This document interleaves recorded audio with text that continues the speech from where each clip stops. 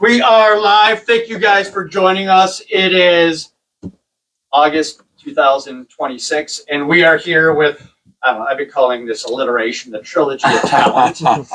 Musical talent and talented in so many different ways. But what we're going to do real quick is I'm going to come around to join the group for just a bit. We're going to do the giveaway from last week, and then I'm going to come back around the camera.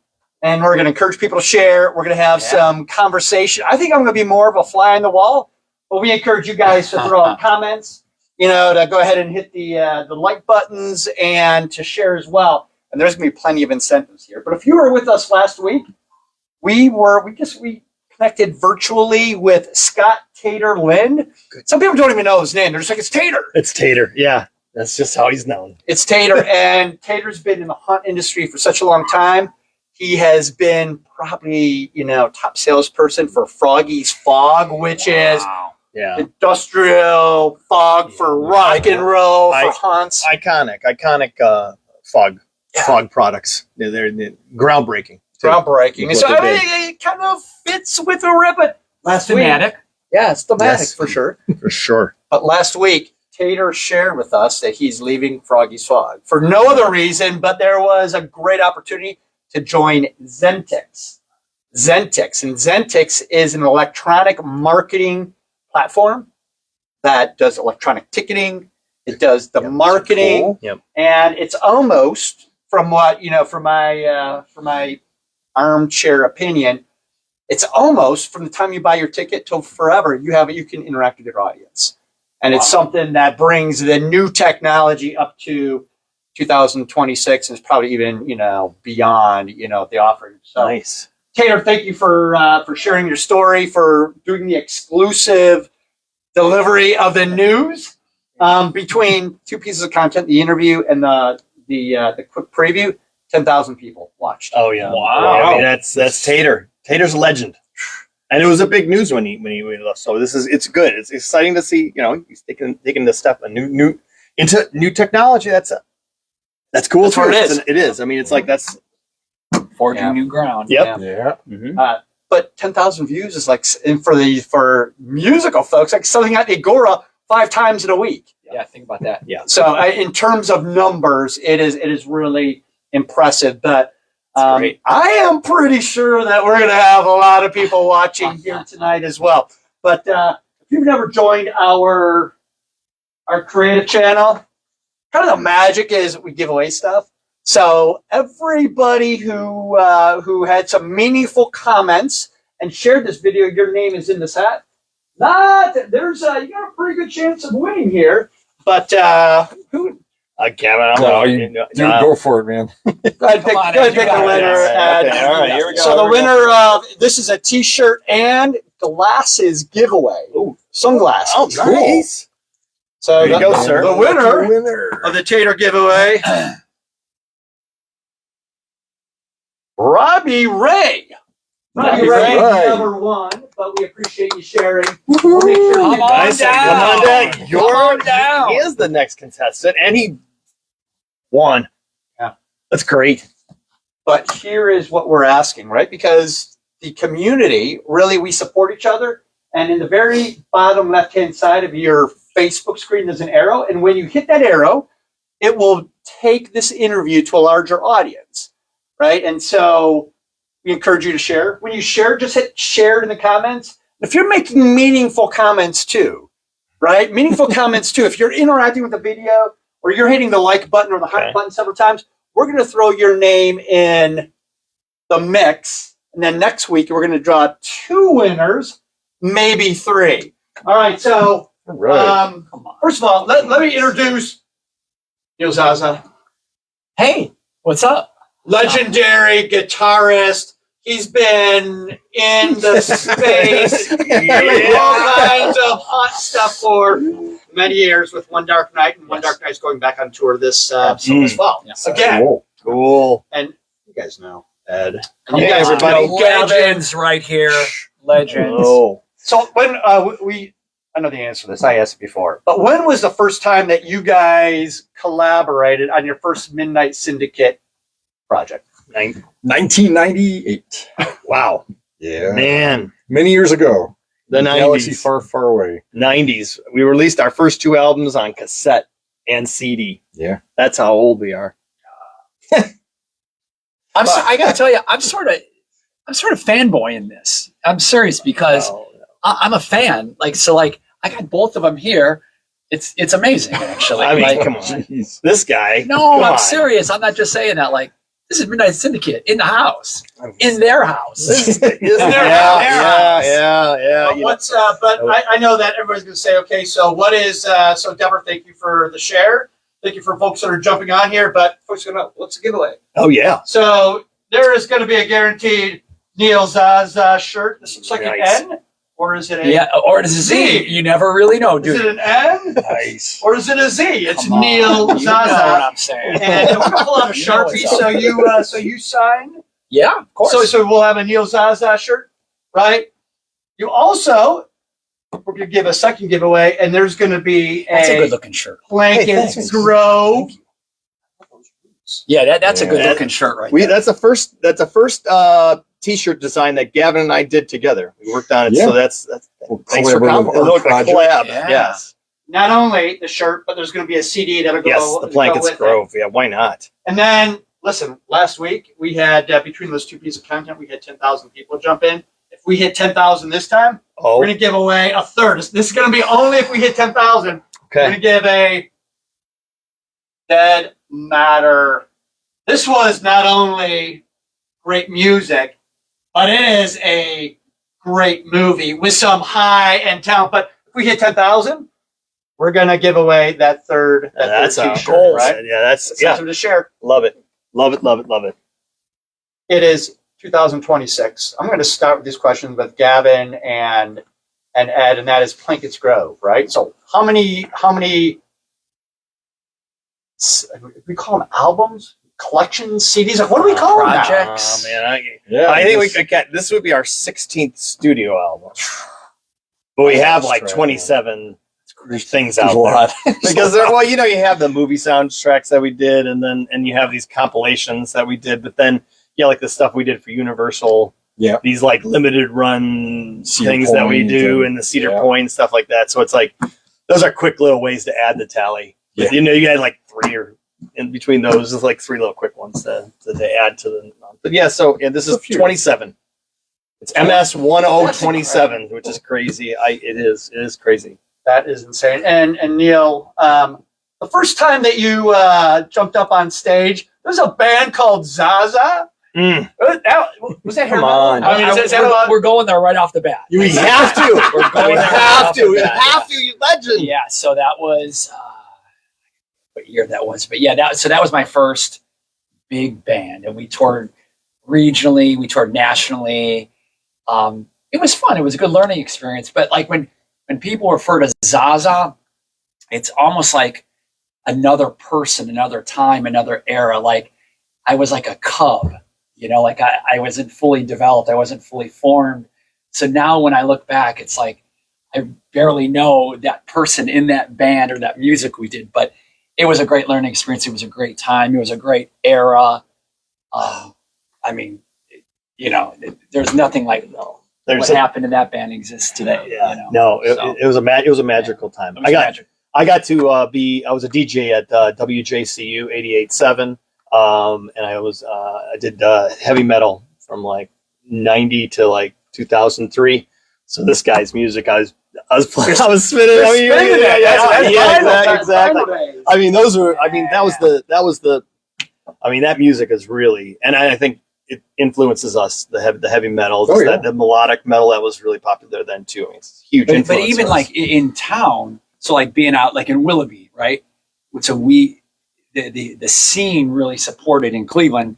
So you remember Sahara Club? Sahara Club. I know exactly. Yeah. As soon as you said, You knew I was going there, right? I did. Like- I did. Like just Flashes. flashes, Spanky's East, Spanky's West, the Angoras. Like there was really a culture that you could have a band and play out 4 nights a week and perfect your art, and you could.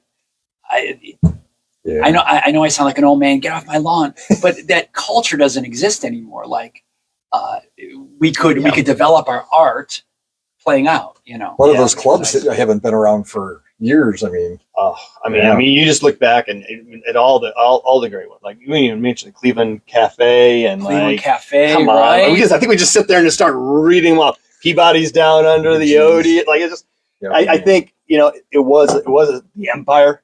And there was just like Empire. I'm just telling you, it was a special time where you could do that.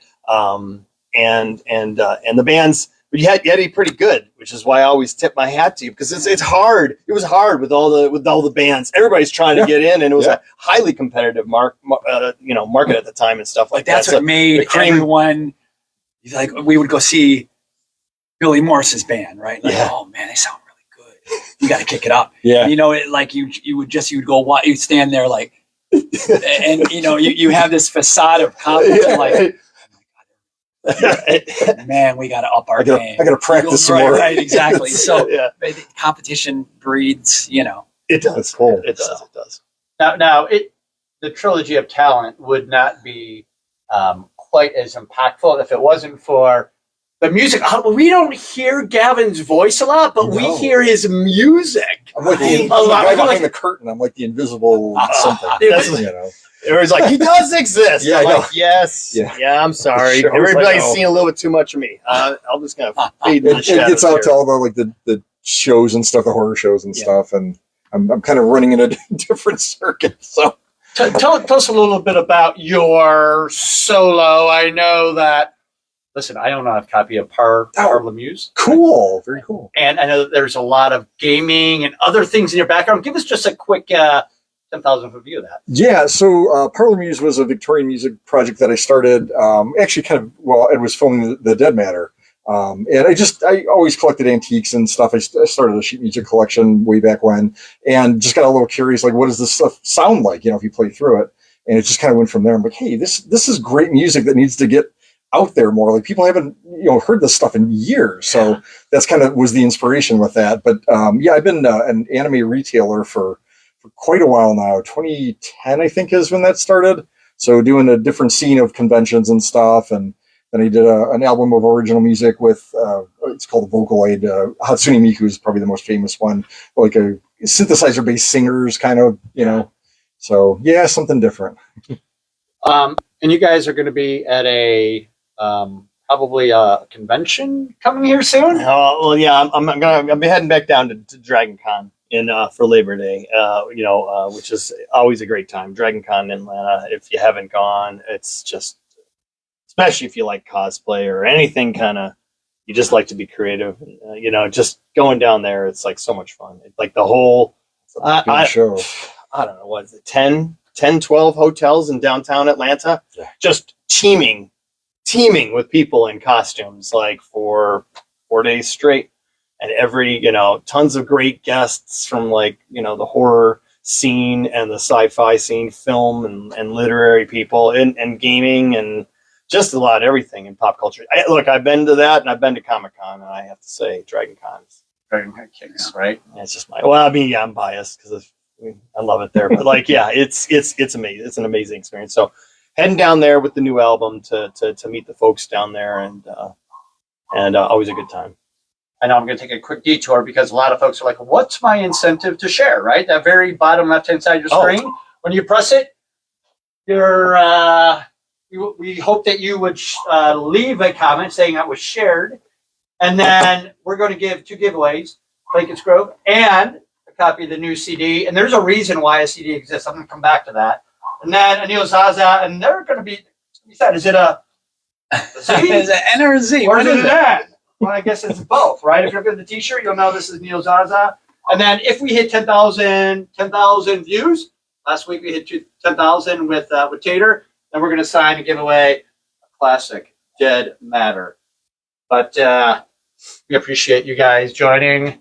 There are folks that are already jumping in, and we appreciate at Dragon Con is the Dungeons and Dragons. Does that find its way out and selling? The Dungeons and Dragons disc. Yeah. Yes. Oh yeah. It was. We almost simultaneously with the move into horror back in the 90s was a move into the gaming space, because we realized that's another place where people would like Midnight Syndicate music, and so that whole these two, the whole gaming, tabletop gaming, we say, our music's been used in video games, but when I say gaming, I'm talking about tabletop games like Dungeons and Dragons and board games. That whole market, it's also looking for some cool background music. Grew up right alongside with the horror and the haunted houses and stuff like that. So we've been going to gaming conventions for as long as we've been going to horror conventions, like Gen Con. Dragon Con, yeah, is really big on for Dungeons and Dragons, but Dragon Con also is big for horror too. So I mean, like that's a little bit of everything. But Origins is a big gaming fair down in Columbus, which is a lot of fun and stuff. And yeah, the Dungeons and Dragons album really took us into that market really big back in the early 2000s. But really, you can't go to a haunted house and not hear Midnight Syndicate somewhere on the premises, right? Like whether it's the waiting to get in or in the different scenes, or like it's. How's that feel? Yeah. Like I'm interviewing now, but Yeah, I always wondered, like you guys just permeate that whole scene. It's It's crazy. pretty wild. The weirdest or coolest thing was like at Cedar Point. Just hearing the music coming down like the midway and stuff. Right. That was a trip and a half. I mean, it's Yes, just like, yeah. wow. I mean, like Halloween Horror Nights, we were going. I remember we went early on. It was like in '99. I was walking up to the ticket booth and the music's just blasting at the park I grew up going to, but like oh my, those moments, isn't that like that's the payoff for what we do, right? It's not always It's these little there in moments. other ways. It's those things that like go, oh, that's cool. That's a little bit of my reward. That's a little bit of It's like kind of like it's been our airplay sort of. It has, yeah. Just getting into those into the haunts and stuff like that has been big, and it's very exciting. It's part of the culture. Well, I think it's we never really had the opportunity, on the flip side, to play in front of people like you have, where you go out there and you're playing for people screaming. Packed rooms in all these cities. That's something that we've never had been able, just because the show is not translated to a live show that we could take into. So we've never experienced that. So maybe us hearing the music in the haunts and in these theme parks and in these venues has kind of been like our, Right. it's kind of like that's where we get our feel, like our version of like having that feeling of like, hey, people are liking this and stuff like that. So, But even what you did at Cedar Point with the amazing big sets and the setting the mood, like that was a lot of fun. I always thought, I want that set. I like that set on a live stage. It's amazing. Just as an FYI, as you're talking about sets, right? Screwline Studios, Jason Blazak has joined us, and he's already calling What's out. up? Hey. So that is something else that we have in common is a little bit of collaboration with Jason Blazak and Screenline. Yeah. Oh, yeah. I mean, all those sets you just said. The best. The best set. You just said it. There's our guy. That's Jason Blazek. That's Screenline Studios. He's been with us since 2001. He made in 2002. He built a replica of our Vampire, the CD cover for Vampire, The Mausoleum, the Mausoleum that we took to Transworld, and that Mausoleum display that we took to Transworld in 2002, designed by Screenline Studios, is now has been the centerpiece for almost every Midnight Syndicate show that we've done. Yep. That centerpiece of that set that I think And it still stands strong, I'm sure, because the construction. Yes, they make this stuff to laugh. Yeah. We're using haul it. You can we're using tombstones that they built that are like, have been dinged around and dropped and like thrown around. No. It's 20 years later, we're still sticking them out there at shows and stuff like that. So Screenline Studios is amazing, and we team up with them at Transworld to sell their wares and stuff like that. So it's been a good partnership with them that we've been in forever. Hey Jay, What's up, Jason? we're going to sit down with Jason in a few weeks because Awesome. That'll be how interesting. do I go 9 years of Tuesday 7 and not sit down with Jason? So He's an artist in every sense of the word, Yeah. right? Yeah. truly is. Yeah. And an innovator. Like I'm telling you, he went out and made these realistic weapon props that were really realistic looking and were sturdy. And again, hit a niche in the market. He did something better than anybody else was doing at the time, and completely revolutionized the haunt industry in that area. Now you see tons of like realistic weapon props. He inspired a whole subsection of the haunt industry just by doing what he does, and they still do them better than anybody else. But like now you'll see just a ton of other people that they've inspired going around doing it. And it's a pretty big impact in the haunts. You see that stuff everywhere. Well, we appreciate everybody jumping in. Jennifer, we see your comment, right? Ron Hardwick, we went to a Neil Zaza show, and as I've been pushing out these questions, is it a Neil or a Z? Everybody says it's a Z. So everybody says it's a Z. Is it an N? Is it? Well, it's in the eye of the beholder. Everybody says it's a Z, and so, we should take a poll here. If it's an N or is it a Z? Guys, throw that out there because I think it's a Z. That's my vote. It's gonna be But What's that? it's Neil Zaza. It's there's an N there too. We talked about some things we have in common besides Screenline Studios and our relationship and our admiration of the work that comes out of the mind of Jason Blazak. Also, right, Spirit of Halloween, right? So there's a reason that we're all here together in August of 2026. That's right. And I'm gonna bounce over to Neil. So Neil, right? You've been. I mean, how many millions of people know I'm all right, right? Yeah. I mean, like there's people from, I see guitarists who don't speak English playing I'm all right in Asia. I always say it should be the national anthem of China because there's always an Asian kid playing. And in fact, I do an Asian tour a few days after we do Dark Night in Akron. I leave from my Asian tour and they're doing a big I'm all right promotion in China where like everyone's going to submit tapes of I'm all right. And then they'll judge and then I play I'm all right with the winner. And so that song for me has been that, I got really lucky. They seem to like it, I guess. So Cool. That's crazy. Crazy. Awesome. Yeah. I mean, and like, many hits and I'm all right. That just rise to the top. And I'm like, so like 100 million people have watched that over many platforms. I'm like, okay, here's 10 million. Here's all, it is and it's on platforms that we don't really have access to. So like in China, there's different social media and stuff like that. Yeah. It is insane. Is it Tencent? Tencent? Is that the Chinese like thing? There's Weibo. Yes. There's WeChat. There we go. And other new ones are popping up. Yeah. all the Okay. time. All right. But, Yeah. Yeah. It's That's it's cool. insane. But we don't hear I'm all right at One Dark Night, except for perhaps sometimes. I think I heard a little bit of it near the end. But tell us about One Dark Night because, many folks see it and hear it. Cassandra's voice in Heaven and Hell has been really hitting. And tell us about One Dark Night. So, Roger, as you know, you were involved from the very beginning when we were talking about the concept.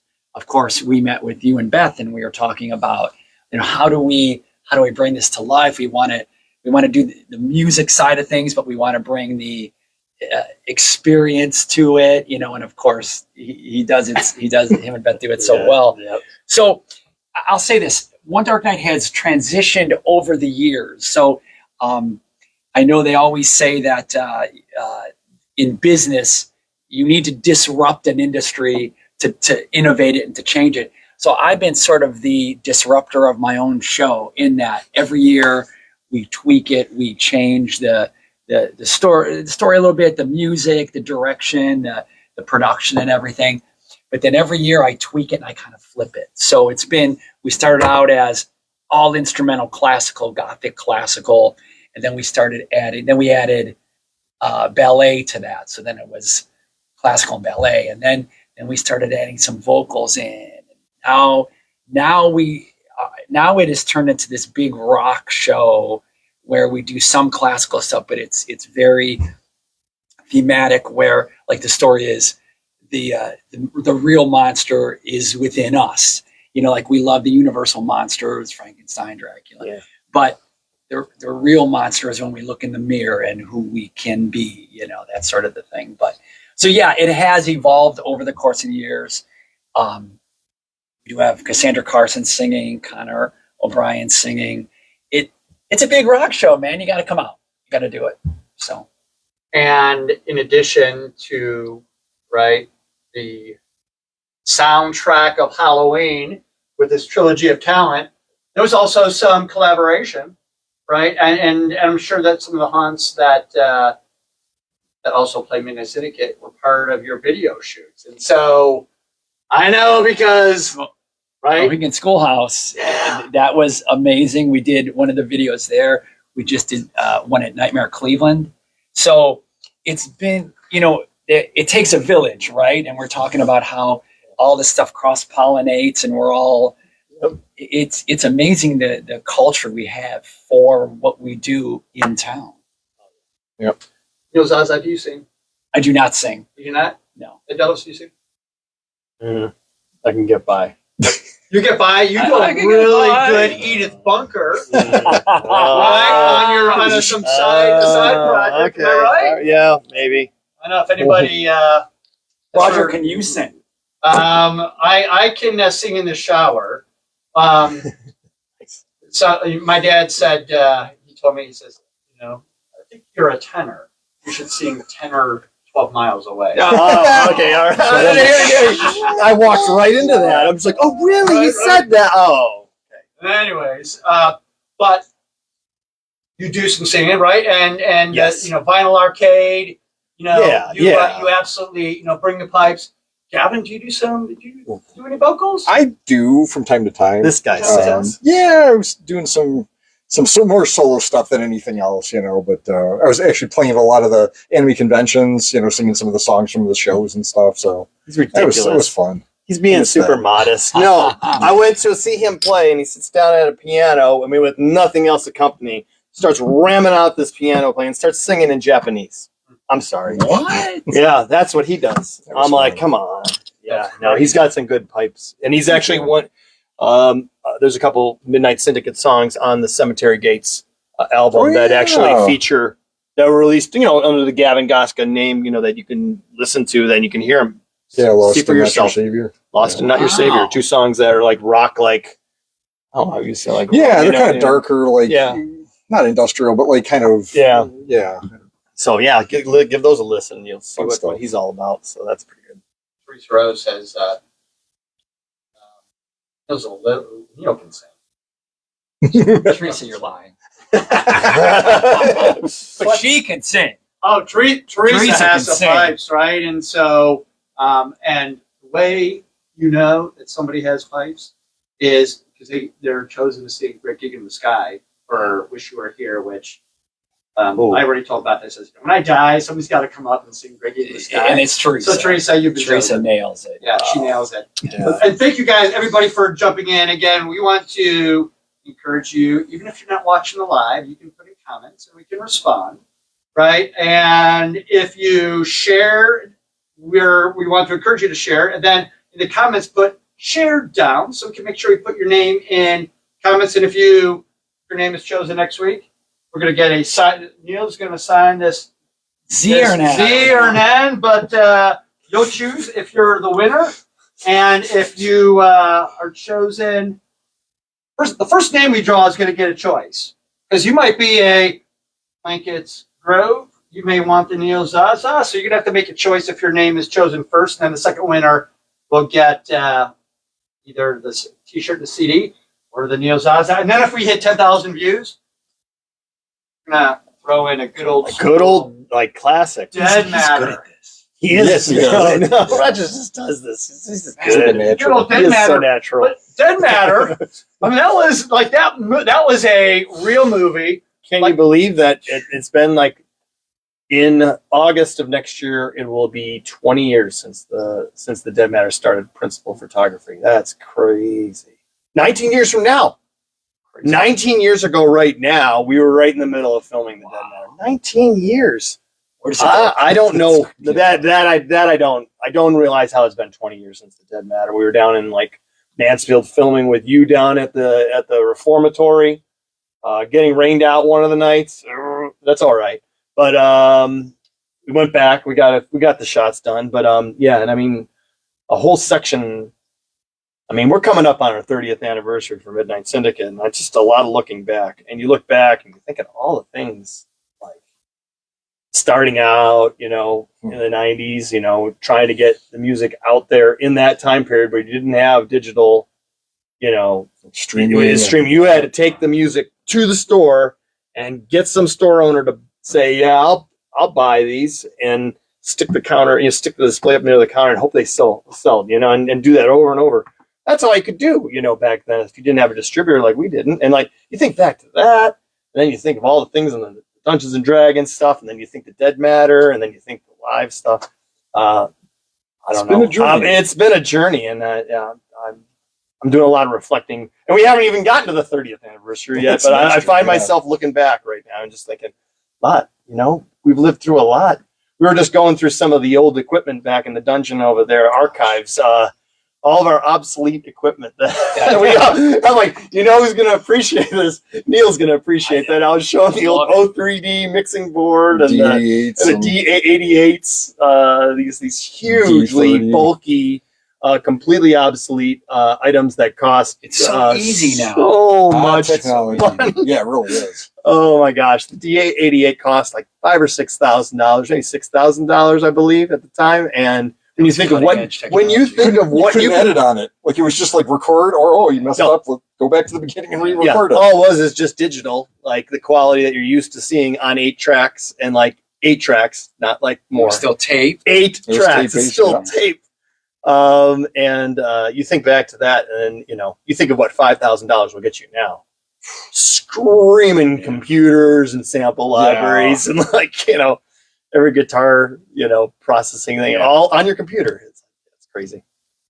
The writing process, right? Because, I would imagine I'm not a musician, right? And so I would imagine in those years you needed to find a studio to record it. Now, is a lot of your creative work done in your home studios? Yeah. Yeah, we were just talking, and I wanted, Roger, I don't mean ask questions because you're the interviewer, but we were talking about this before we got started. So when you guys write, you guys are writing a piece of music or an album. So you are not in the same room. We were laughing like it's like Elton and Bernie. Yeah. So how does this work? I don't think we ever were, literally. Even back in the beginning, we used to do more like mixing together, all the mixing together, where we do even that separately and stuff. And I'll usually handle the mastering side. But yeah, as far as writing, we always wrote separately, and then we'd bring the ideas together.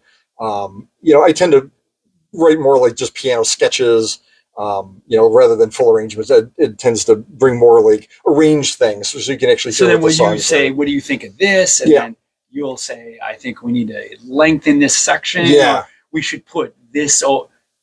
Or this song doesn't really fit for this theme, or that's exactly what we need, that kind of thing. Yeah, like the first stage is we come up with the theme, and then we really talk about exactly what we want to go for the theme. Like name some of the places that we're talking about, some of the characters we want to explore. We really get the idea, so we're on the same page for the theme. Then we just go and pull music. We write new songs, maybe pull a bunch of songs that we haven't used before and tweak them for the theme. And like for me, I just have a huge clump of songs. I filter through them, not to overwhelm, but I send them a lot, more than double than what we need. Yeah. And I say, Gavin, which one of these are clicking with you? And then from there, maybe he narrows it down to like maybe 10 or 12 or 13. I start working on those, and before and we do another round, and then it's like, yeah, those are the ones that are good to go. And then I start working on the final arrangements. Will you then take a piece of music that he started and then add to it? No, we usually don't cross and write like me. That. Yeah, he'll send me a bunch of songs, and I'll say, "Yep, I like that." And I'll do the same thing that I just did there. Like feedback kind of thing. Like, hey, why don't you try this or that? But I don't actually write anything from just like he doesn't for me. Yeah, it's more just kind of bouncing ideas back and forth. Yeah, we have worked together collaboratively on a couple of the sound effects things usually. Yeah, and then a couple other. One or two other things, but not usually. Yeah, no, it's very different. I think from being in a rock band where you're doing that organic thing and with your bandmates and just kind of But even that's gone now, right? Because we're all isolated. So I'll write the songs, and then I might have some guys come in or play drums or this and that. But you become very self-sufficient as a musician in our studios, right?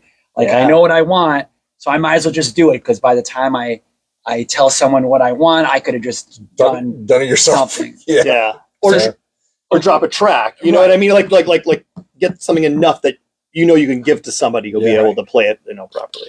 So then how do you guys know, I always found this interesting, even for me, is how do you know it's time to do another record? Like maybe you haven't done a record in 3-4 years. Like, so my last record is, I don't know, 3-4 years ago. And I always say it's almost like birds knowing when to flock, to migrate at the end of the season. Like you get that feeling like, I have something to say. I have some new inspiration. But sometimes you go a few years. How did you know it was time to do Blankets Grow? Back in the day, we used to do basically like one every year. That was when we were kind of basing things around the Trans World show. It's a trade show in Chicago. We used to be in Chicago. Yeah. Because we wanted something new to promote. And like without something new, it's like you're just trying to resell like your one. At that point, we only had like 1 or 2 releases. Yeah. But we slowed that way down because it just creatively gets a bit much. Yeah. And then with the business side, which is all your thing, it's just there's a lot to do behind the scenes. You know, I think like you said, we started with one a year. Then we realized there's a certain time where we're like, okay, And that's a heavy schedule, 1 a year. Yeah, we, It was, and that's what we realized. We're like, okay, wait, we need to take a break. Yeah. So we went to like every other year, and then the movie project gave us a little bit of a breather for making an album because we were working on other things, and Gavin got a chance to do the Parlor Muse stuff and develop that. And then now I think our fans let us know, but we kind of know too. You know what I mean? Like every 2 years. Sometimes it just feels like, okay, we feels like we while, need to do that. We need to. The fans are so spread out around the world, not in any big cluster anywhere. They're just all over the place. So really, our main way of reaching the fans is by albums. That's right. We can't go around and tour, at least not yet. At least not right now. We haven't have a viable way to do that. So making music is our way to reach all our fans. So I think that kind of puts us on a schedule. Like, so how natural. long will it take?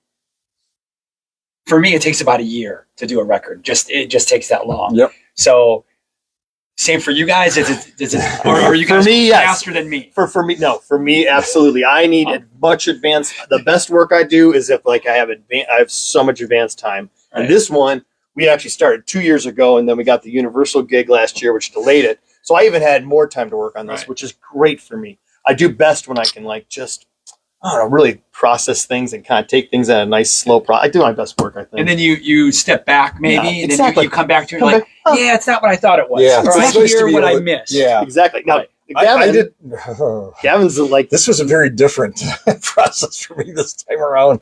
Yeah, I was working on a very compressed schedule. I kind of ended up getting myself into a little bit of a jam because I'm used to the way that I normally work with writing. I'm used to how long it takes and kind of what I do and stuff. And this time I wanted to switch up things and without getting too into the weeds technically, try some different things sonically and production wise and stuff, which was a great idea on paper. Well, when we came down to the deadline we had to meet to get this to press and stuff, I was pulling some hours trying to get it done. Right. It was kind of nuts. It always comes down to that. It was. So it was a very compressed and intense period this time. Yes. Generally, I think Gavin goes a little faster than I do.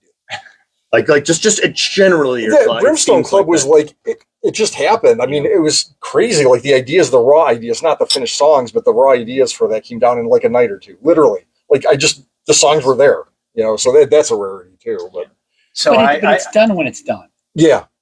And the clock helps having a deadline, right? Yeah. We knew we had to release this on the 21st. Because then you'll tweak it forever. You go back and you the EQ and I'll do, Having deadlines like the Dragon Con, knowing that we need to release the album on the 21st of August just backs everything up. You know exactly when you need to get done and just helps make the decisions. Knowing the three of you, I know another thing that the three of you have in common is you're all perfectionists, right? So how does one know when to say, okay, we're done, right? How do you know that? For me, I have to keep stepping away and coming back. And then when I come back with a fresh ear, then I hear everything very clearly. How did I miss that, right? But when I go a few days maybe or a month, whatever it is, I keep coming back. And then finally when I don't nothing pokes at me anymore, then it's done. Yeah. You know. But then I now I also realize there is something about working fast and going on gut instinct, because you could overcook something as well. Like I've had mixes that were great, and it was, and then I keep picking at it, and I keep overcooking it, Yeah. and now, now I ruined it. Now I have to literally start. I've done that. You, That's right? the worst. I That's the hate worst. that. Yes. So it Take is it a far. line. You know, I do think that's one of the advantages of having, you know, Gavin and I always being, you know, we're on the same page creatively, always for sure, and that's been great because like I can bring something to us to a point where I'm like, I think I'm pretty good with this, and then having Gavin say, hey, like maybe you missed this or this, or Gavin being able to say, yeah, I think you're good. Then that tells me the small things that I'm hearing probably are small. And then they're lateral moves. When I feel like the song's not getting better, it's just shifting left or right. That's when I know the song is kind of done. Where I'm like, oh yeah, it's different. That's really, but it's not better or worse. It's just we're moving here. Yeah. And I'm like, okay. that's gotten a lot better too over the years. Like I think both of us used to do a lot more changing in between revisions of things. Like it would be like, okay, that needs a new melody, or this needs a new sound here, or whatever. But now it's just like tiny things. Like, yeah. You know. Well, looking back at 1998 at Born of the Night, your first collaboration you've been working on together and on several collection CDs, albums over the years. So you have kind of, you know, learned each other's system. I mean, it's now you're co-creators in a way that you might have to be around for decades together to get to that point. Sometimes I think, like when we were working on this last album, it was really it's a good thing that we have going, you know, because it's, you know, another things that I imagine happens with bands a lot is you could have a really good idea that's a part of you, and so you get really attached to it. It's because I just shared a part of me in this song, and you're like, I'm so hyped, and the other person, the band's like, Yeah, you get that's a hard thing to that is take. hard to keep that And that distance. even like, you know, it always is. But once you get to the point where you're just like, no, step back. Yeah. And then, you know, I swear, out of all the times that I brought something where I thought it was here and it was actually here, talking with Gavin and just stepping back and say, okay, maybe take a different perspective. It always was better afterwards. The collaboration, having that resistance always took the song and it always made it better. It could even be a marketing thing. I'm doing something for marketing or something like that, and I think it's like really good. And Gavin says, "Well, about this," I'm like, "Sure enough, it might not be a huge difference, but it's always just a little better to have somebody else who's going to throw a different point of view, or just say, yeah, you're good, move on." You know, so I think that's kind of. You mentioned a Universal gig. What is that? Well, last year that Universal Studios opened up Halloween Horror Nights permanent attraction in Las Vegas, and that's basically it.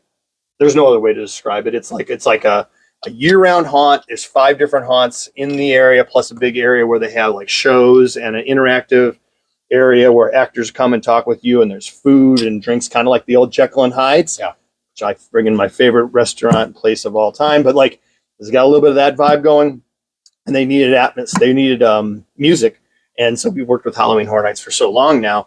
They asked us if we would create the score to it, a very atmospheric score, and so it was like we were gonna. Yeah, it was pretty cool. It was cool because working with Universal and being a part of the Halloween Horror Nights thing is it's good. Yeah, you know. So we put this Plankett's Grove on pause because that was supposed to be out last year, and we said, we're going to do this. Detour. And so we did that, and I got to go out to it in March and just check it out. And it's a really cool thing. So if you're in Las Vegas and you're looking for something to do, you need to stop by it. I mean, certainly anybody watching this needs to go out to it because you'll appreciate what they're doing and what they built there. It's cool. If you jump in an Uber in Las Vegas, you're going to drive by that, and there's billboards and everything. Like lights everywhere. They're really marketing it up. Yeah, they've marketed it up really good. Yeah, like a 5-minute Uber ride from the Strip. Not even. That's great. Gavin, how would you describe Midnight Syndicate's sound? Definitely orchestrally based, fused with sound effects, like atmospherics. That's always been a critical component for what we do. It's kind of like setting a mood, basically. It's like the background atmosphere for, whether you're running a game or just using it in your haunt or at home or whatever. But those are, I think, the two constants. We varied up like the instrumentation from album to album. We like to keep it fresh and stuff. So we brought in, like, this album has a little bit more of a world influence, some, like folk instruments and stuff. But yeah, that's kind of the core, I would say, of it. Yeah. Anything to add to that? No, just except the old soundtracks to imaginary films is like the catch-all. That's what that was the original vision for this band, to be a band that would create soundtracks to imaginary films, blending sound effects and music, which then eventually is mainly just orchestral music. When you dialed in, the first album I experimented with a couple other things, but like the orchestral dark, that's what was that was what was most natural in the direction to take things in, and that's where we've been since. So yeah, you did good. that's it. If you hear Midnight Syndicate, it has a unique fingerprint, like a sonic fingerprint that you can hear across all the albums. That's my opinion. And on occasion, I hear like something sampled. I'm like, I think they sampled Midnight Syndicate. I think they grabbed Ed and Gavin. I believe I saw Joe Rogan on Fear Factor. I think there was a Midnight Syndicate sample. Do you guys ever get paid on that? Yeah.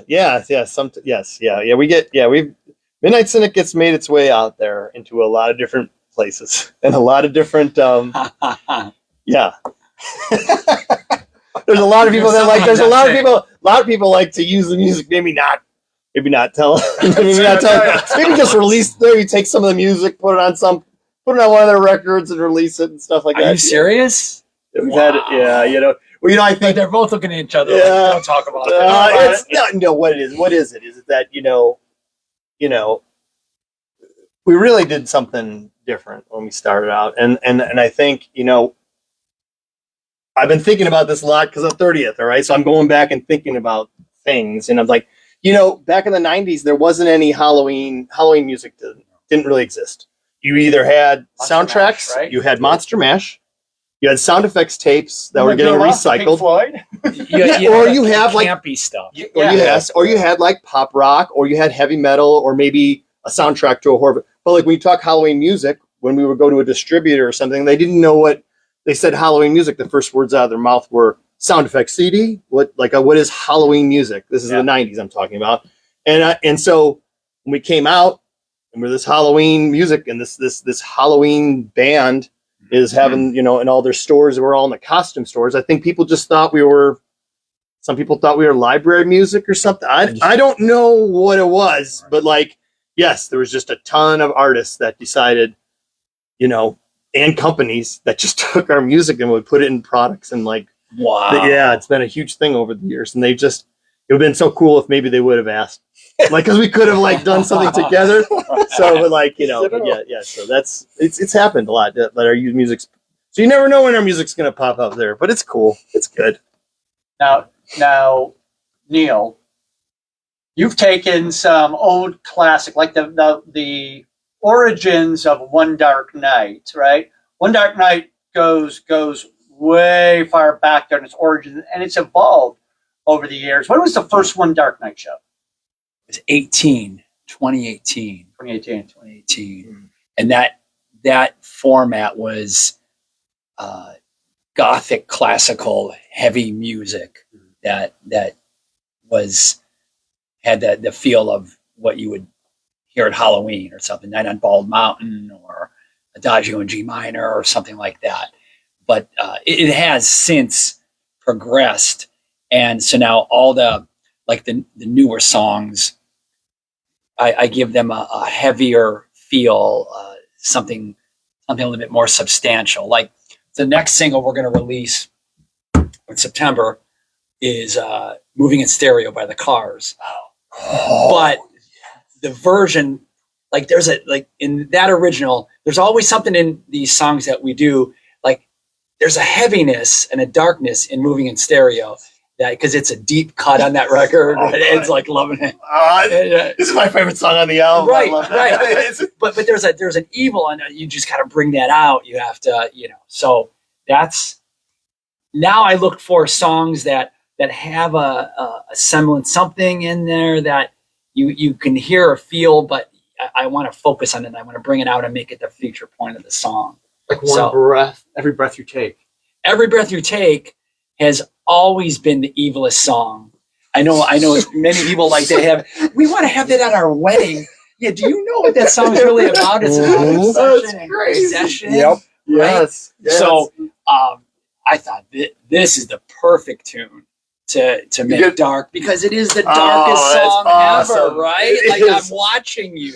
Yes. So In the video, he's like just giving that look, like Yeah. he does owns it in the video too. It's like yeah, so it's so now when we redo something that someone knows, there has to be an evil element to it, a darkness to it that you could bring out. I've been wanting to do Moving in Stereo for decades. I always thought it's just the darkest, heaviest song. Not how it is, but if you can, and I feel real good about the version that we're gonna. can't wait to hear. And of Cannot course, wait to talking hear about that. mixing, I did like 32 mixes on it because it's not good enough. I know it's not Yeah. heavy enough. Is the snare, the white noise snare, Layer this and so finally it's done. So Yeah, that's good. next month. So Oh, I can't Cool. wait to. I can't wait to. I can't wait to hear that. One Dark Night brought together for many years, and probably even so now, some unexpected talent in your collaboration, right? And how do you describe that? we've done a ton of collaboration, in terms of like what are you speaking of, like singers? It's the chocolate and the peanut butter. Do they belong together? Or? Yeah, and that was always the thing is, so it's a very heavy band, but then we put dancing on top and like ballet. So then should these two things go together, like heavy music and ballet? But they did, right? So that's the sort of thing that, I would say for me, One Dark Night is a construct. It's a like a sandbox or a playground where you can try different things. And so what you might see this year will be different than you see last year. It's not the same thing over and over. Like I need to keep nudging things around. So like, for instance, we did another evil song, Man in the Box. Yeah, Alice in Chains. What more Halloween? That's Man in the cool. Box, That's the cool. vampire. That's cool. Is that right? Yes. So I did not think. Yes, that's awesome. right, it's a man in a box. Yeah. Yes.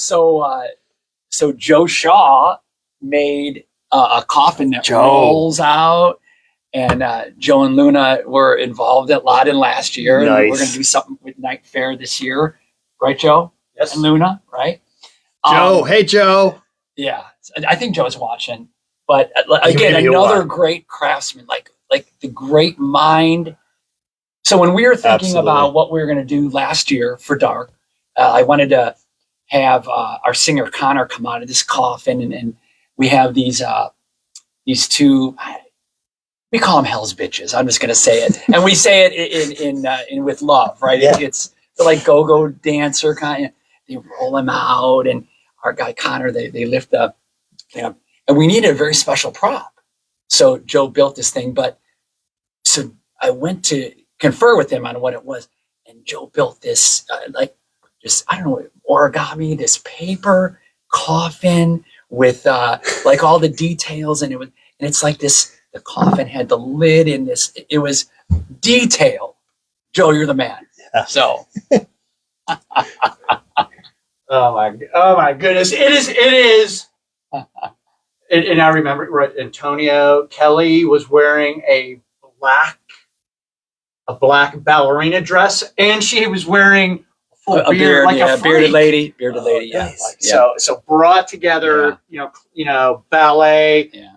and heavy metal and reimaginings of songs that were, that were written hundreds of years ago that probably never realized it'd be on heavy metal stage in October. Yeah, it's fun. It's a lot of fun. So this year we're bringing back a little bit more of the classical stuff because last year like I said, we just moved stuff around a lot. Yeah. So it'll be a little bit a heavier show this year. And there's good. I'm going to come right over back to Ed, but there's I'm sure are tickets for sale yet for your shows. Yes. So we have this year we're doing 2 shows. We're doing Akron at Goodyear Theater on the 23rd, and then we're doing Springfield, Missouri on the 17th. Oh.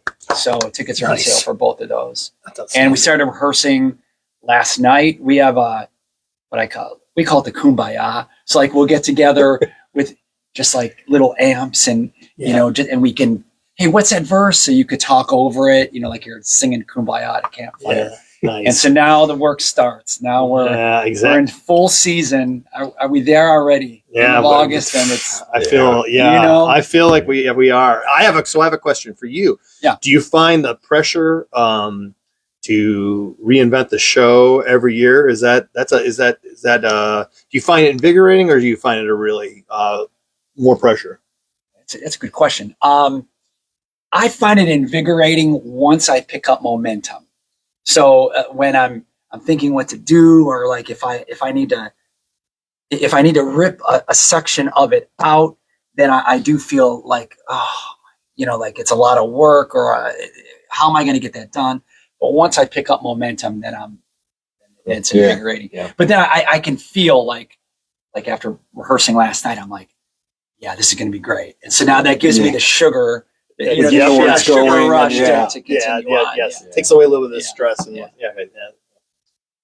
Ron, thank you for the share. Cynthia, you're always sharing there. Thank you. Jason Blazak has been watching the whole time, and he's got an idea here that is really innovative that he's throwing out here. And so Jason said he would love to see a horror Christmas album. If you had thought of anything so unique. Funny you should mention that. Look, they already got it done. It's already done, isn't it? I think Jason said that he plays your horror Christmas album. So I don't think it's horror Christmas album. Let's just say it is Ghostly Gathering. If you will. Yeah, I think. What is this? Yeah, I think is it my favorite album we've ever done? If not, it's like my first favorite or second favorite. Yeah, we literally did a Midnight Syndicate version of a Christmas album, which means taking classic Christmas albums and putting our own spin on them. Finding those dark moments, like you said, in the class, and just go running with them.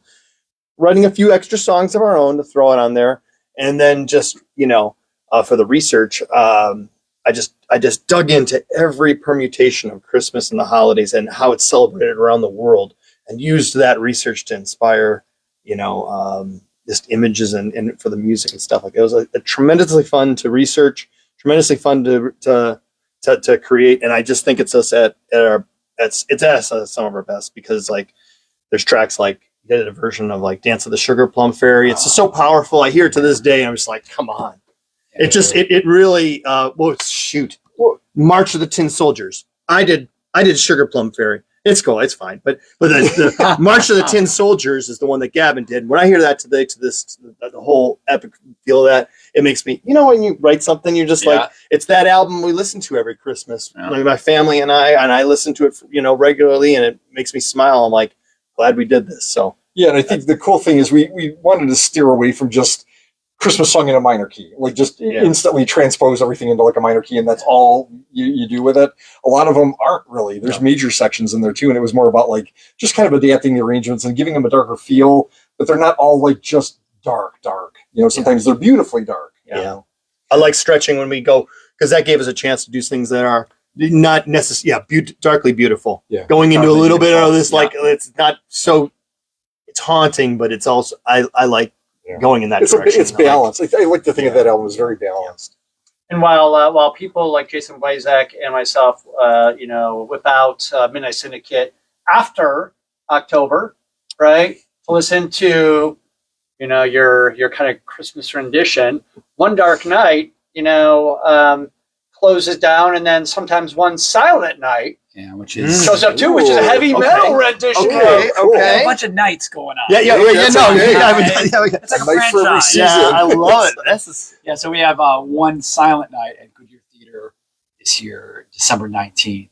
So that's it's like we do Christmas, we do mashups where we'll take some classic rock tunes, and for instance, like, is it Dream On or What Child Is This?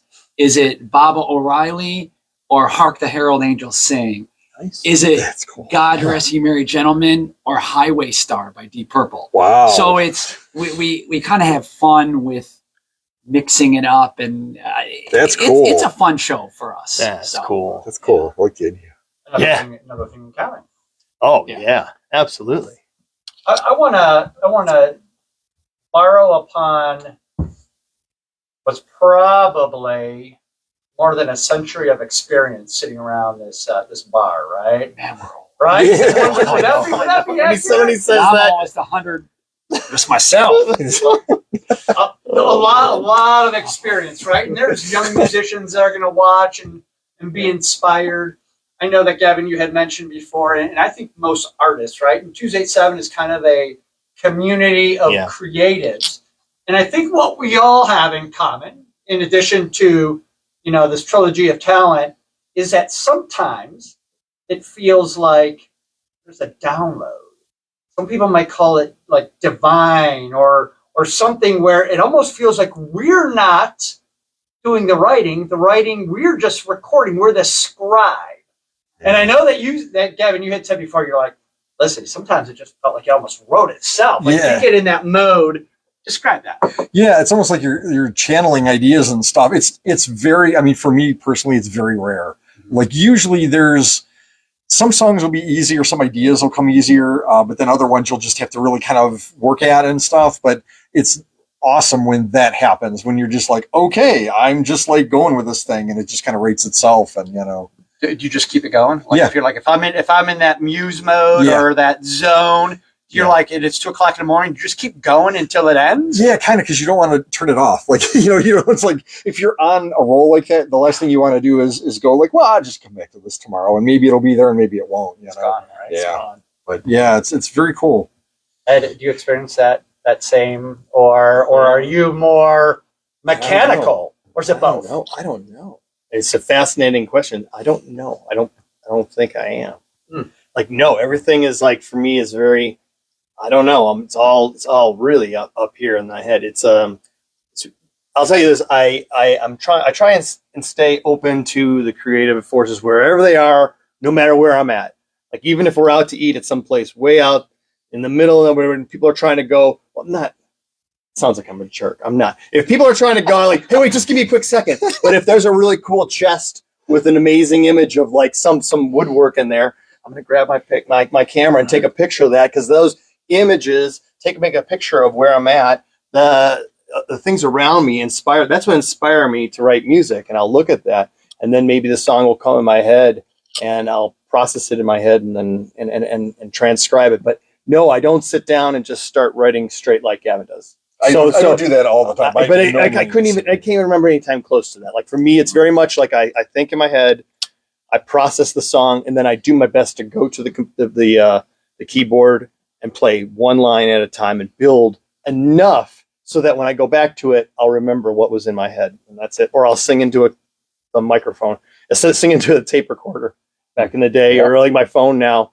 That the phone's great. I can like sing in like ideas, transcribe them, and then when it comes time to write for an album, I go through all my ideas one at a time, and I listen to them, and that listening to my old idea will then maybe trigger a melody or a verse, and then maybe I'll get on a little bit of a roll. But it's one song, and it's just a little bit short, and it's very methodical, and it's just fascinating how we can all create differently. different ways I'm of fascinating to hear what your process is. Before we go there, I'm going to throw one more thing in the mix, and then I'm going to zoom in on Neil. And so, a couple years ago, we sat down with Teresa, right? Yep. At an interview, a Tuesday 7 interview, and she had described something during that time, and as creatives, right? I mean, you know, there might be people who go, yeah, there's like 5 love languages, or there's 5 senses. And then everybody's like, oh, is it really only 5 senses? What about vibration? What about some of these other things? But what I hadn't explored mentally was that there's different creative languages. All right. I'm a fine artist. I think in visually. So if I think of it, I go vision, images, I transcribe that to words, you know, to something else. And so I'm image driven. That's my primary inspiration. Teresa said that she thinks in sound. She goes, I hear music, and then I translate from these like oral sonic, you know, sources, and then I create from there.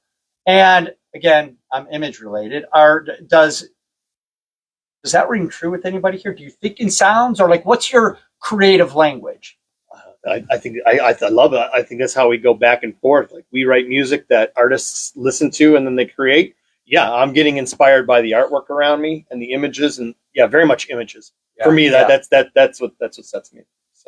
Are you a sound based, image based, or do you like just tinker? Like you wake up with sounds and go, I gotta plumb it into my phone. Like, what does that work? Yeah, for me, I think it is more like sound. I mean, I've done that too. Like sometimes you'll see something that just inspires you. You're like, I want to try and capture that in musical form or whatever. But I think more often than not for me, it's just like you hear melodies or you hear like an arrangement idea or whatever, and you just kind of try and hash that out and realize it, you know? Yeah.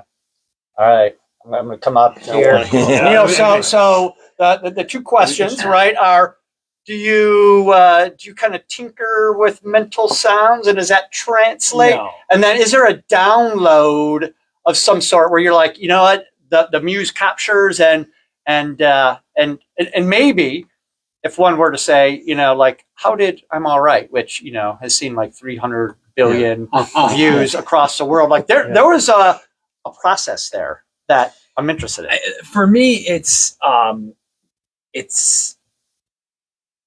there's no process other than getting out of my own head.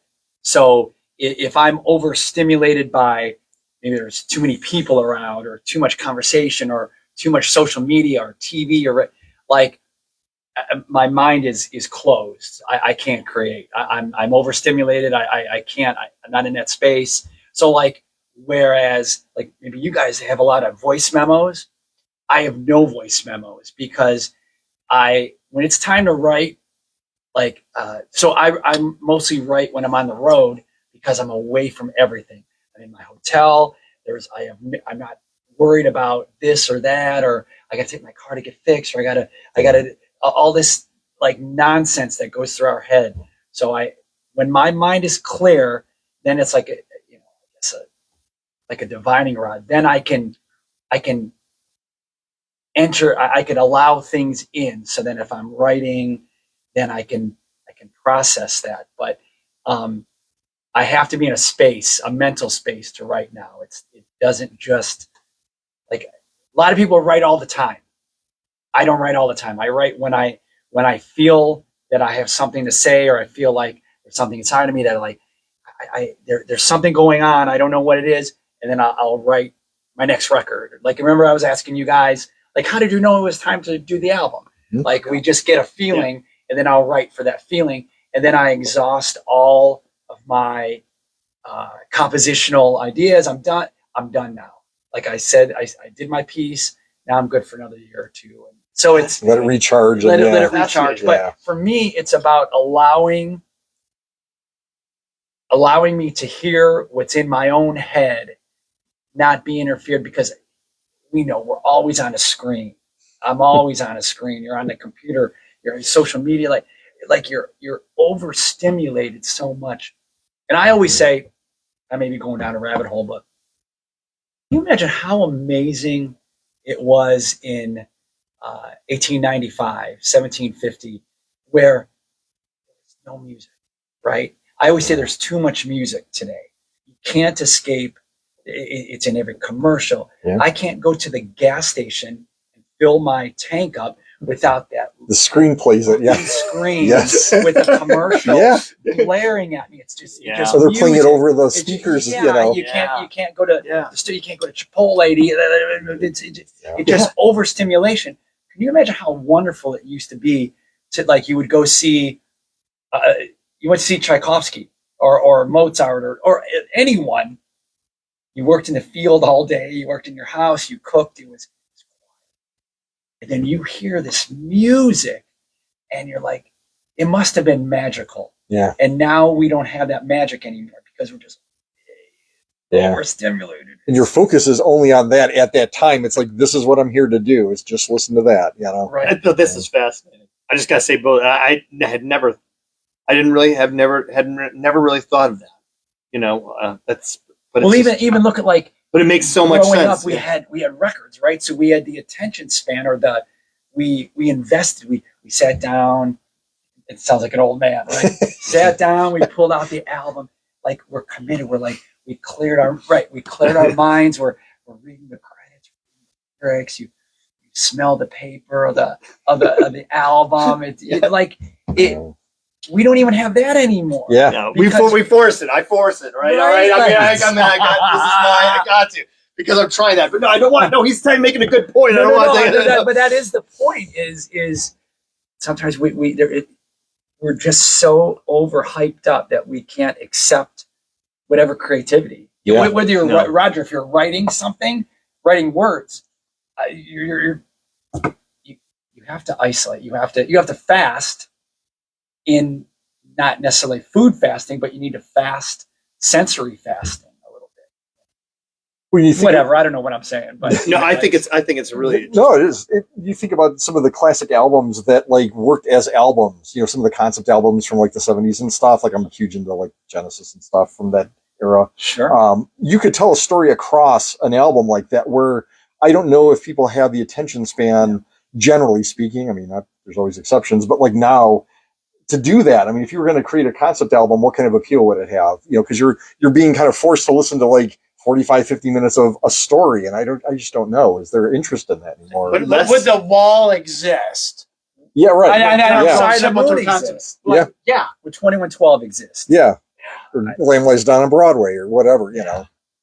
Exactly. It's now it went. I guess we're talking about music now, but it went from a verse, chorus, and a bridge. Now, and I know I sound like an old man, get off my lawn, but it's a groove. Yeah. It's a monotone groove, and it's, whatever it is over that groove. No one has any patience. There's not even really a bridge into a chorus anymore, because they just got to get right. Don't bore us. Get to the chorus. Yeah. Yeah. So like, it's went down from someone could digest a 2-minute piece of music down to, I mean, you got to hit people in 5 seconds, or else they're scrolling past. Yeah. So this is how over sensory overloaded we are. Yeah. Yep. So No, Hey, put up your hand there, Neil, to my hand here. Like, our hands are similar, but I can't play a lick on the guitar, right? And so there's something, right, about this automatic training, to go, like, how many hours have you trained your hand to play fast and furious? well, I'll transfer that to the gallery here. We all put in our 10,000 hours, right? To do what we do, you have to invest the time to get the skill to do what we do. We all took the long road here. Would you yeah, agree? I would. Yes. Yeah. And it takes different forms too. Like, you can be like a master at your instrument versus like at writing and stuff. It's just different skills, different skill sets, That's right. Yeah. That's right. And the reason why I did that, right? Because Gavin, like, keyboards like crazy, right? You know. And if anybody were to walk up to Gavin, to Ed, to Neil, and do kind of the hand comparison, you probably find our hands are very similar. It's not in the hands; it's what you do with it. It's what you do it's with what our you do. hands, which creates decades, more than a century worth of talent between these three. As we're kind of rounding third here. Okay. But we want to remind folks, when you share, please mark share in the comment. And if there's other meaningful comments, we're going to put your name in the hat. And if your name is drawn, you get the choice of Plankett's Grove t-shirt. and the CD. And there's a reason why that's important, because you can actually look at some of the images. You can also listen to it as it was intended from one Absolutely. all the way to track 18. Track 18. So, like, you're not going to listen to 18 first and then bounce in. You're going to guess you hear it can. as it was intended to be heard. We definitely, the for Midnight Syndicate albums, all of them, and this one is the song titles, the order in which the songs appear, the way they blend together, even the pauses in between the songs and stuff like that, which you get when you listen to it on CD, along with the best quality audio quality, is it's a cool part of the experience. It's all very deliberate. Yeah. All of our decisions are very deliberate on there. And so if you want the full experience, yes, listening it from start to finish in a quiet room, especially so you can hear all those sound effects, I think you're going to be in for a real treat. You'll get the whole full experience. You'll be like, oh, that's so much more than just maybe. It takes you like on a journey. That's kind of what we were trying to do with these albums, is like you start out in one place and you end in another place. And it's like the journey is what kind of matters. You know? Yep. And would it be too much if I were to ask both of you to sign this CD? Let's do it. We'll All right. absolutely doing that. So if your name is chosen, you're going to get the choice. The very first name will get a choice between Angus Grove t-shirt and CD, or the Neil Zaza, and he's going to sign this too. I go for the Grove immediately. Go for the Grove? That's a great shirt. That is That's a great shirt. But if we hit That's 10,000 good views, branding on yours. It's good. if we hit 10,000 views, Really good. right, we're going to throw in this good old classic Yeah, Dead classic. Matter, and you guys An will sign old this Dead one Matter too? shirt. Old Dead Matter shirt. That's like the original pressing from like 2007, before the album we were still working on. We had just started filming when that was out, so that's going way back. Did you I don't know guys where you see- found that. That's great. And if there's 20,000, you're going to get that 1946 Browns pillow. Yeah, sure. It's like, okay, I'll get fine. another one. Yeah, So one of the nobody's gonna want it after everything has been going on with the Browns lately. See nothing. But hey, I'm a silly Browns fan. I'm You were a- born into it. We were born into. I can't turn it off. Stuff everywhere. Oh no, I'm crazy Browns fan. Yeah. I'm a ludicrous Brown fan. Yeah, Browns fan. Before we kind of finish out here on the Dead Matter, right? That's the biggest budget film that I've ever been on. Pretty amazing. Oh. Did you see that Tom Savini had a fire? Yeah, that's a shame. Tom Savini, who is also part of Dead Matter, had a fire. I'm hoping that Dead Matter memorabilia didn't go up in flames. Yeah. Oh, But anyways, there was a lot of great collaboration material I didn't know that. went on with the Dead Matter. But listen, if you look up Tom Savini, I think there's even look at. And if you get a chance, watch the Tom Savini documentary that was made in the last 2 years, 3 years. Just look for a documentary within the last 2-3 years. Yeah. It is an amazing story. Like, I've known Tom since 2001. I consider him a friend, and he's worked with us on various projects over the years. I think there was just stuff on that documentary I didn't know about him that I think people would like to know, because he's a really special person. So that's all I got. If anybody, the first person who puts that documentary in the comments, a link to that documentary, we'll throw their name in the mix too, because we're hopefully we'll be giving away 3 T-shirts next week. But as we wind up, for if we were to say, what are we going to see out of Neil Zaza this fall? Right, we're going to see a couple shows. We're going to see one Silent Night. Yeah. What's on the horizon in 27? I have to tell you, I did a show with Contemporary Youth Orchestra, CYO, this past year, and they played my music fully orchestrated, and it went incredible. The show was at the Maltz downtown, and I think that's a direction I really want to go in. I think the scores are done.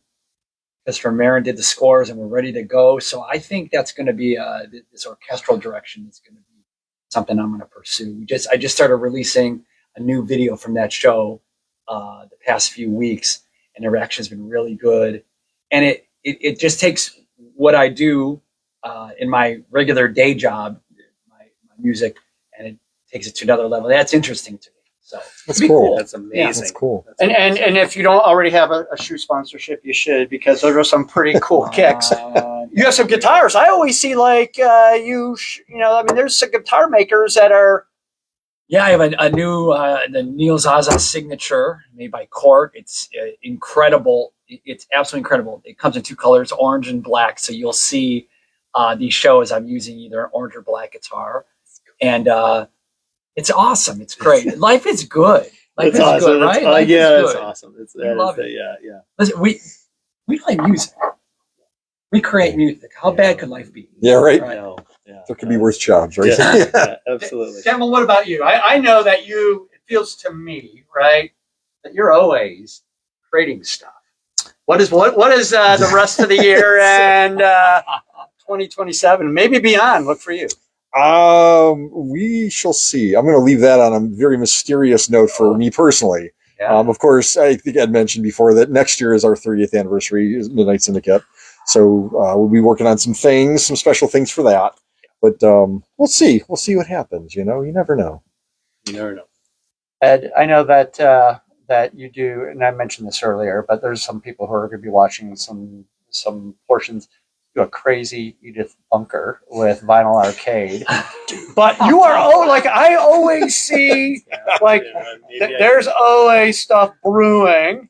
Thank you, Ron. I'm guessing this is the Tom Savini documentary. Okay. That you connected there.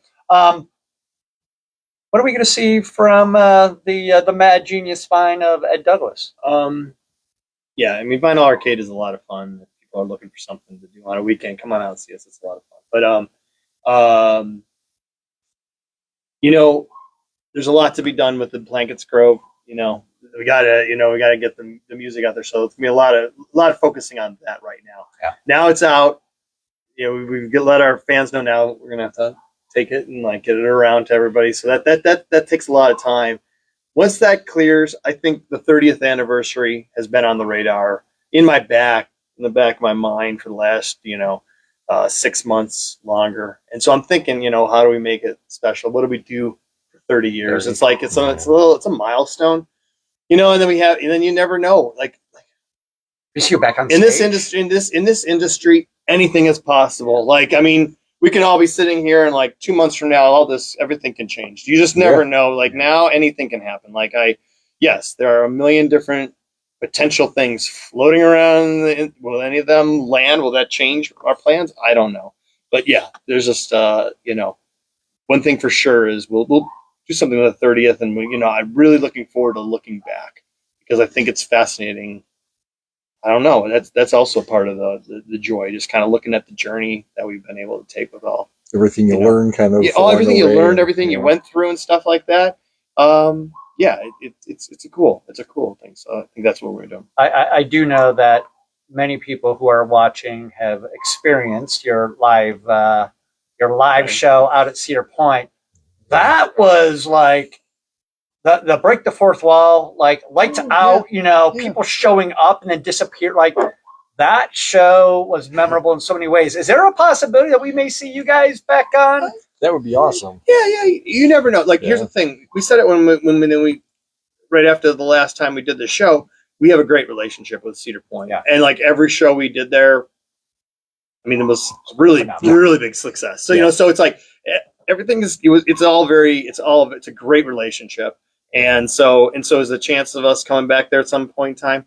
Yes, or working with them in some other way. Yeah, absolutely, that can happen. You know what I mean? You just never know what the future is going to hold. Control what you can control. Yeah, and right now, I know we can control making the 30th anniversary, fun and letting and getting excited about this Blankets Grove, and letting people know about that. So I know that in 10 years from now, right? Because 60 is the new 20, 70 will be the new 30. Right on. We're going to be doing so. People are going to be looking back. Yeah, right on. At Okay. August 2026. Okay. All right. 10 years from now. So you'll remember this interview. We were celebrating the 30th. One Dark Night is touring. And I'm excited to see what comes out of, the sage talent of the three of you. Thank you so much for kicking off our October season here early. Cool. We're going to be, Let's we'll do put it. in Plankett's Grove. So you could go ahead and order some stuff there. We can hear your music on different platforms. Is there any place that we should be looking? Neil, first, where's the best way to find some of your music? What would Spotify or Apple Music. Spotify or Apple? Music. Look up Neil Zaza. Neil Zaza, or now All the One Dark Night is under One Dark Night. It's its own band now. Where we find some Midnight Syndicate. You know, midnightsyndicate.com. If you go to the front page, not only will you get a link to that new album and our Legions of the Night fan community, but like right below, it's all the streaming services you could ever want. And just head on and check us out for sure. And reach out to us if you have a question. So you want a best of playlist sent to you or something like that. We're always there and respond. And if you if you watch this in November, you can order the Christmas. Yeah, Yes, this yes. is true. You can listen to Midnight Syndicate all year long, and the Zaza library of music too. And if one were to travel, or just happen to be in Asia, you're gonna be in Asia again this year. Yeah, I do an Asian tour. I start in China, in Shanghai, on the 26th or 27th. I'll do Korea, Taiwan, and then I go back to China and end the tour. So I'll be gone 3-4 weeks.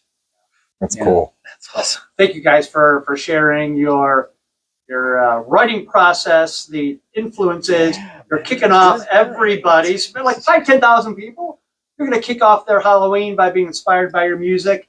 And for everybody who's joined here live, or if you're watching, we want to encourage you to share and then Mark in the comments shared, because you have the opportunity to win a Plankett's Grove and CD. That'll be signed, or a Neil Zaza shirt, which will be signed as well.